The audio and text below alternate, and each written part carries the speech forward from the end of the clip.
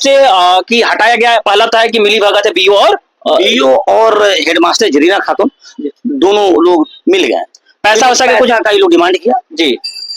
पत्रकार साहब क्या बताएं हम आपको, यह बीओ साहब जो है कह रहे थे 2 लाख रुपए दो हमको, फिर प्रधानाध्यापिका जरीना खातून वो भी कह रही थी 2 लाख रुपए दो।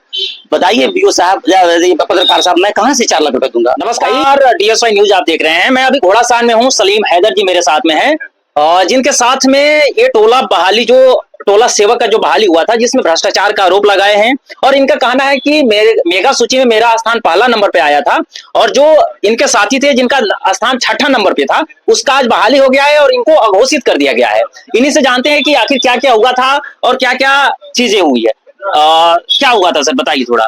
पत्रकार साहब देखिए, हाँ, मेरिट लिस्ट में मेरा प्रथम स्थान है जी। उसके बाद में जिनका हुआ है उनका हमसे 6ठा स्थान नीचे था, उनका हो गया और मेरा नहीं।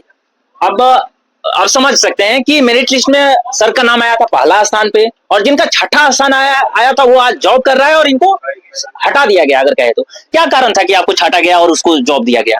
दूसरा जैसे मेरिट लिस्ट निकला तो मुझे छाट दिया गया कि वो आप पोषक क्षेत्र के नहीं हैं। तो मैंने कहा ठीक है, बहुत अच्छा, पोषक क्षेत्र के नहीं है तो आप ही लोग बताइए पत्रकार साहब कि मैं पोषक क्षेत्र के नहीं हूँ तो क्या मैं यह लिस्ट मेरे नाम लिखे हैं? देखिए मनान खान, जिसका वार्ड नंबर 1 में नाम उसके भाई उसका और उसके माँ का नाम है, देख लिया ना।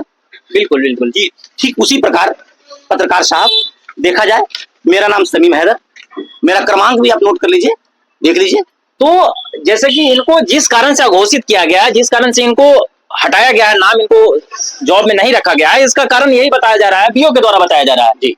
तो बीओ और हेडमास्टर दोनों मिली भगत है लोग। अच्छा, तो बीओ और हेडमास्टर के द्वारा जो बताया जा रहा है कि ये उस क्षेत्र उस यही ना है कि वो पोषक क्षेत्र के नहीं है। ओके, लेकिन जबकि जिनका जॉब हुआ है और इनको निकाला गया है, एक ही वार्ड के हैं, एक ही बूथ पे वोटिंग होता है, ये सारी चीजें हैं, क्या कारण था? अबे शर्म करो भाई, तुम जो भी हो, प्रधानाध्यापक जो महिला है वो और जो बीओ है, अपना सैलरी मिलता है और इनसे बहाली जब इनका नंबर 1 था तो क्यों भाई? अच्छा, उसके बाद में क्या हुआ? आप कहाँ कहाँ गए थे? क्यों पत्रकार साहब जब ये लोग पैसा मांगा तो उसके बाद मैं चला गया डीएम के पास, उसके बाद में डीएम को मैं पत्र लिखा, उसके बाद में डीईओ, उसके बाद में डीपीओ, उसके बाद में सर मैं आया, उसके बाद में विधायक जी को मैं दिया, उसके बाद में प्रधानाध्यापिका को मैं खुद दिया, उसके बाद में सर फिर बीईओ को दिया, उसके बाद में सर हम फिर बीडीओ साहब को दिया। किसी तरह का कोई सुनवाई नहीं। क्या ये बीओ और प्रधानाध्यापक क्या बोल रहे थे? क्योंकि 22,000 सैलरी है, किस तरह से? पत्रकार साहब बहुत दुख की बात है कि बीओ साहब और हेडमास्टर जरीना खातून दोनों एक ही जगह बैठा हुआ था। लोग कह रहा था कि बाबू 22,000 का महीना और 4 लाख रुपए नहीं दे सकते हो। मैं तो पता नहीं सर, मेरा मूड खराब हो गया, पैसा मैं कहाँ से दूं? 5,000 10,000 का महीना कमाने वाला आदमी एक बार में 4 लाख रुपए कहाँ से देगा? तो मैं सब चला आया, उसके बाद में मैं चला आया, क्या करें। तो अच्छा, अभी जो हम लोग न्यूज देख रहे थे जिसमें दैनिक भास्कर भी कवर की है, तो इसमें बताया गया है कि आने वाले 10 दिनों में एसडीएम सर, मैंने सभी जगह से थक गया तो मैं सर 5-6 दिन पहले मैं बीडीओ साहब को एक दरखास्त दिया, उसमें मैं लिख दिया, साफ लिख दिया कि अगर 10 दिन के अंदर में मुझे इंसाफ नहीं मिला तो मैं अनशन पर बैठूंगा।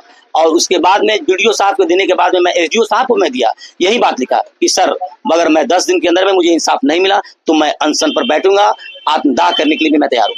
अच्छा, इस मेगा सूची को जब टांगा गया था स्कूल में, कितने देर बाद इसको हटा दिया गया था? मेगा सूची हेडमास्टर बहुत फोन करने के बाद में सर मेगा सूची हेडमास्टर टांगे, ठीक है ना। उसके बाद में जैसे टांगी उसका आदमी फाड़ दिया, तब तक मैं उसका फोटो लिया। देखिए पत्रकार साहब अच्छा से लिखा भी नहीं है। मेगा सूची का मैं बता देता हूँ, सलीम हैदर जी है, इनका 71% था और जो जिसका हुआ है मनान खान, उनका मात्र है 62%।